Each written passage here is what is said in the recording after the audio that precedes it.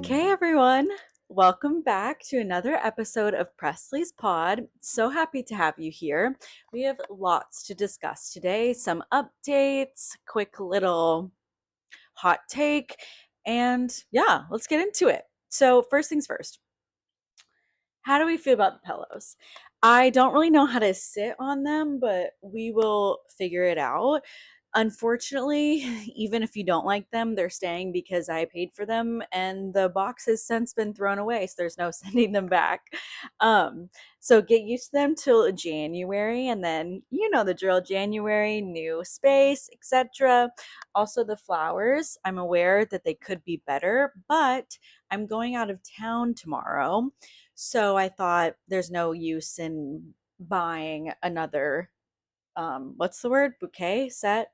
Anyway, and I'm very excited to be podcasting today because I woke up this morning and I was feeling stressed and I was in a bad mood and I felt like my mind was running a mile a minute.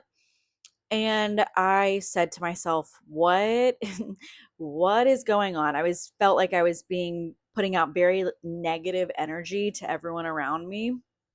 And I realized it's because I'm traveling tomorrow. And usually I travel a lot. And I forgot that this feeling is a recurring feeling every week.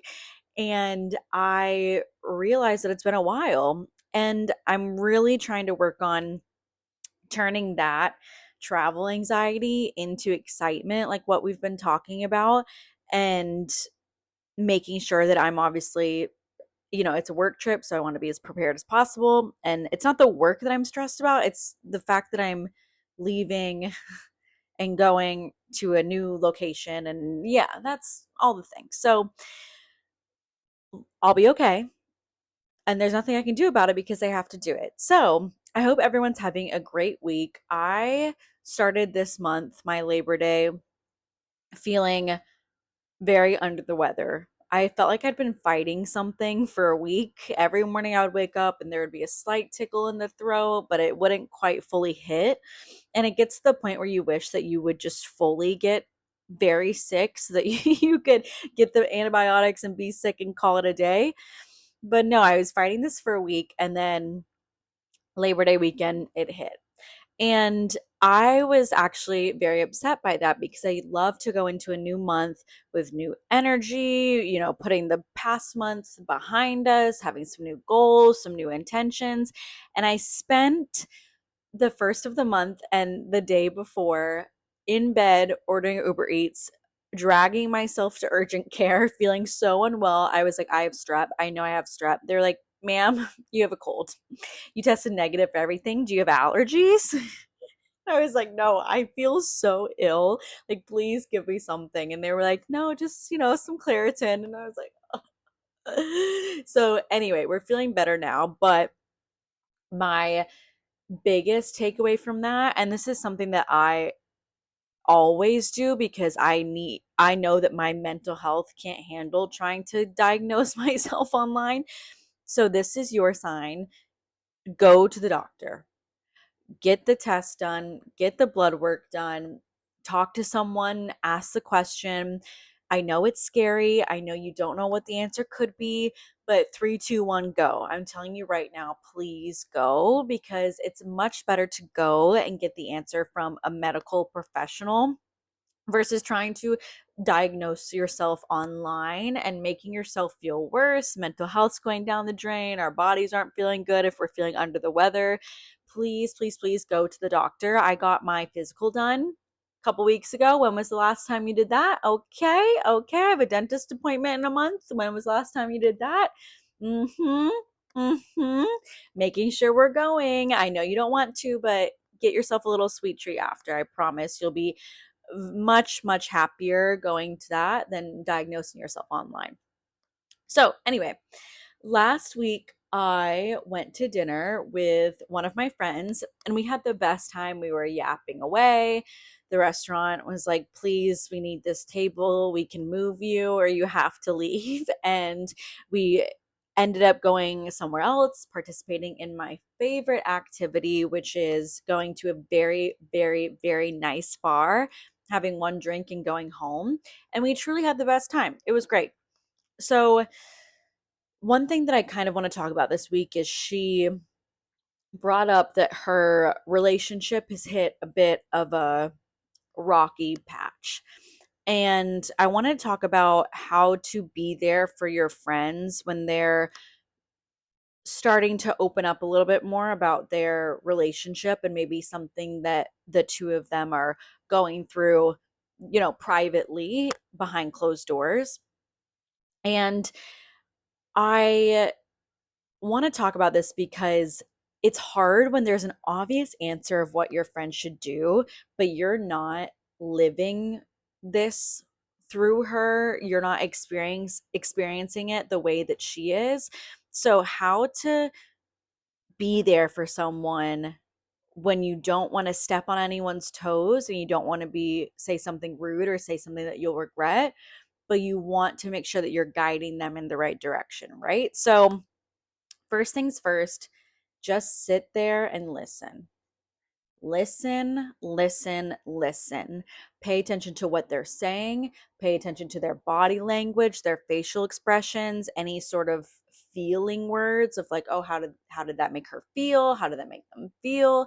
Making sure that you're really getting the full scope of the picture of what's going on before you're just like, okay, break up with him, moving on, because that's not usually the advice that they're looking for. They're looking for someone to confide in.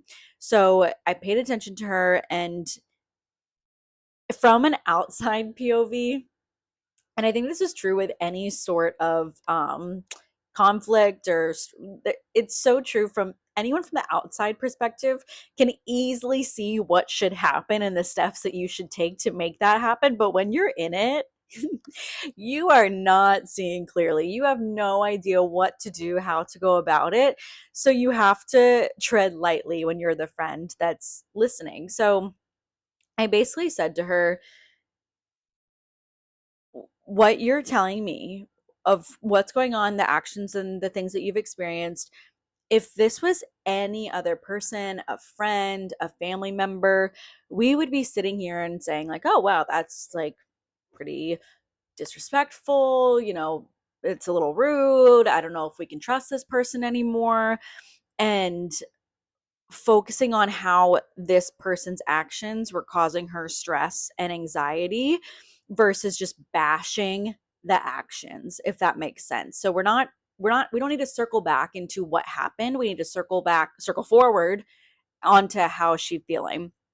So you again, listen. And this was the first time that I was hearing about all of this. So I did my best to guide her in the direction that I think she should go and help her maybe hear herself and realize some things. And I obviously validated all of her feelings and told her that I would be there for her in whatever she decides to do.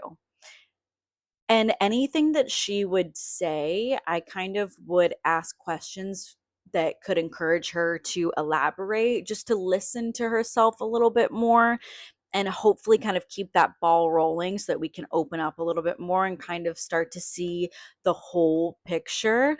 And I think one of the things that we landed on was you're dating this person to maybe one day be your life partner.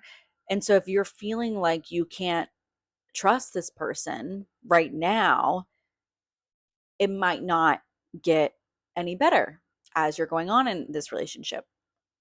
And I was sitting and I was thinking about this. I was thinking about all of this, how to be a friend for someone when they're going through something. And I was reminded of a time a couple years ago where I had a very similar situation to this. And I'll go back a little bit more into the advice that I gave her, and her friend and her mom gave her some good advice that I want to share with you all.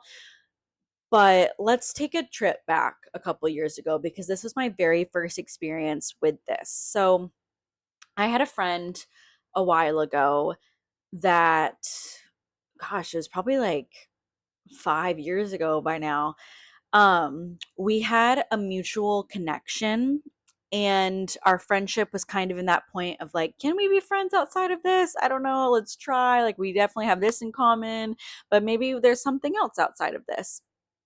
And she was dating someone that I knew. And this person was the worst. Was literally just so bad. And all the classics, but that's all I'm going to say. They were not That's all I'm going to say. So, I started to notice that whenever we hung out, which was a lot, we were hanging out a lot, the night would start off really great and then things would take a turn and it would turn into her complaining and venting about him. And venting and complaining about maybe how he didn't like pick up the laundry, sure. But we were discussing very obvious things that should result in the end of a relationship. And I would sit there for hours and I would listen and I would try my best to give advice. I've never been At that point, I don't think I'd been in a serious relationship. I had no idea. I was just like trying to help my friend figure out what to do. So, after a while, I started to notice that I would leave our hangouts feeling drained, mentally, emotionally exhausted. Like, I was so exhausted. They would always go into later into the night because again, I would sit there and I would listen. And I always want to leave my friends versus, even if it's like you're talking to someone because they're going through something and you're being there for a friend, I always want to leave my friend hangouts feeling motivated, inspired, happy with my choices that these people are in my life. I don't want to feel drained or stressed or drama or like we're too old for that. I don't do any of that. I started to feel like this is not, I don't know if I can do this anymore. And the only reason that I can sit here now and talk about this is because I know for a fact that I was there for her and that I tried my best to give the best advice that I could. I wouldn't be sitting here talking about this if I felt that maybe I could have been a better friend to her in this situation. Yeah, if I was sitting here and I didn't think that, if I didn't feel confident in my ability of being a good friend to her, then we wouldn't be talking about this. All I'm saying is, yes, I was there and I listened without judgment and I tried my best. She wasn't taking any of my advice.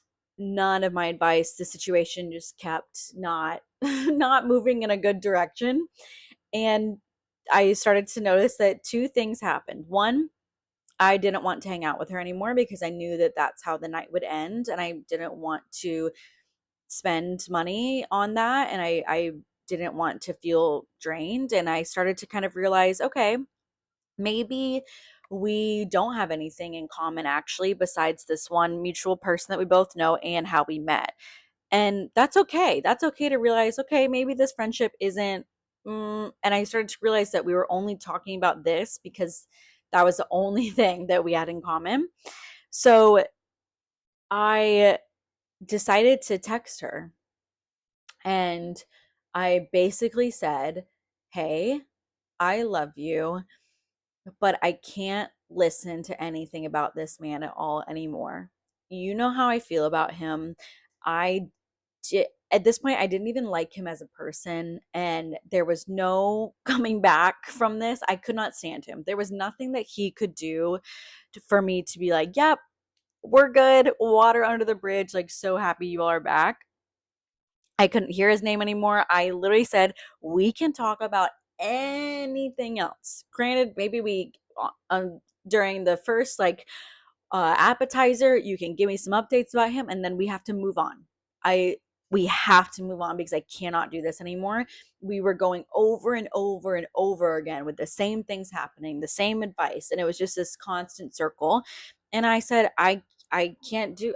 I'm sorry, I can't do this anymore. So, and she said, okay. And we hung out and we kept trying to see if maybe this friendship could work without dwelling on that man and dwelling on the mutual connection that we had before, and then the friendship just kind of fizzled. And maybe there was a better way for me to handle like ending the friendship, but I think that it happened organically and as it should. We both just started to realize that, oh, we don't really have anything else to talk about or anything more in common. So started to realize that since I'm such a planner and so type A, I I struggle with going with the flow, and I love to plan when I'm going to see my friends because we're all so busy that if someone doesn't do it, we're not going to see each other. Like right now, I have plans for weeks in advance to see one of my friends for dinner. And you have to say, okay, we're both going to hold that night because we're very busy. And so, since I'm so type A, if I'm friends with someone that isn't, then we kind of just end up not seeing each other. And I think that's kind of what happened. But I don't know if there should have been a conversation that we had, but I really am a firm believer in the idea that people are in your life for a reason, a season, or they're a lifer. So I look at that situation and I think maybe I was in her life during that for a reason, just to be somewhat of a sounding board. I don't know what advice she was getting from others. So I hope that maybe something that I said clicked, and I'm hoping that they're not together. I'm not sure. But, and for me, the reason was it was a good understanding of you have the power to be picky with who you want to spend your time with.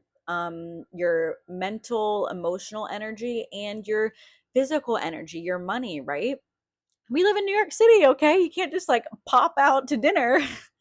I mean, some places you can and you don't have to drop a pretty penny, but um so I started to realize, oh, like I am an adult. I can choose my own friends. I have the power to do this. And also, for another reason of this whole like finance guy, Hampton's lifestyle is not all it's cracked up to be, okay? Because there's some sneaky, shady things that those men are doing. So let's just keep that in mind. Okay, so circling back to my friend at dinner, right?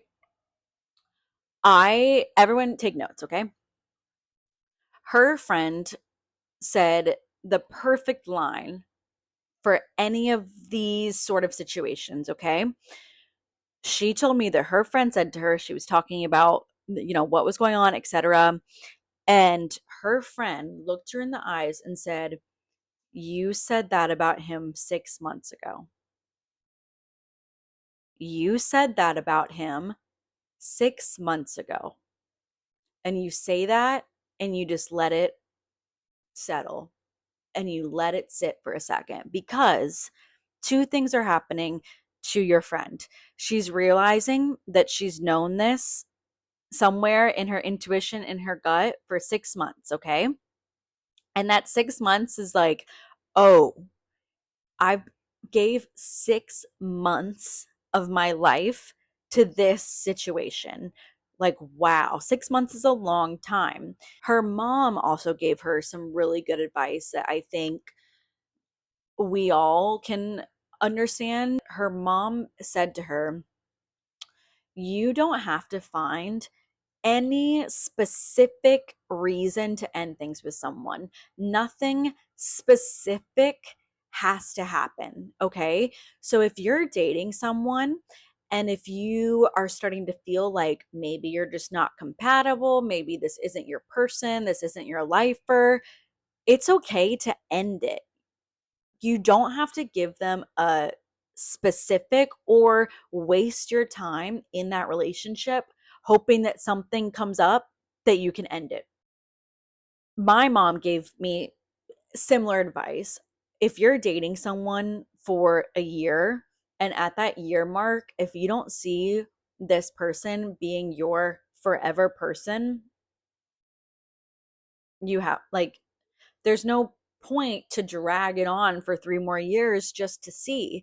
And those breakups are hard because when nothing quite specific really happens, you're like, well, then why are we breaking up? That doesn't make any sense. Let's just stay together and ride this out.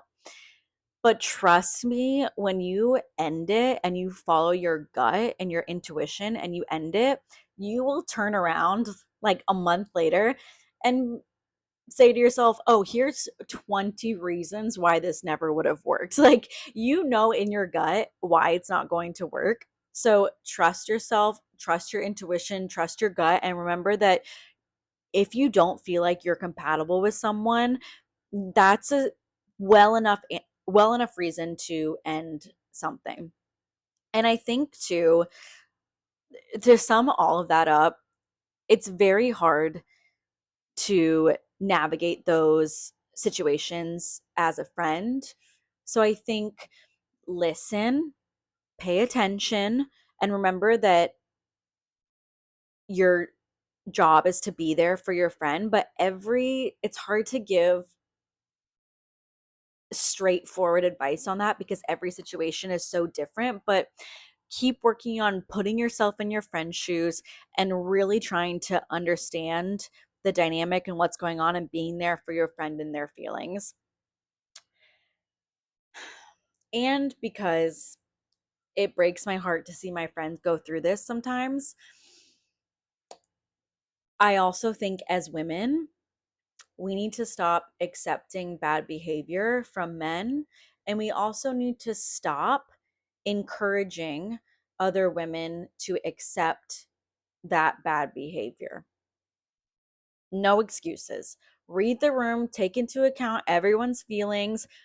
But granted, this is just me.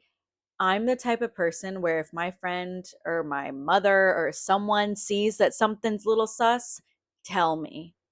Tell me. So, granted, read the room, but like the MTA, okay? If you see if you see something, say something because you could help your friend not waste a year of their lives on this. So, have a great rest of your week. Happy Sunday. I hope that gave you something to think about the next time a friend comes to you for advice. And I will see you all next week. Bye.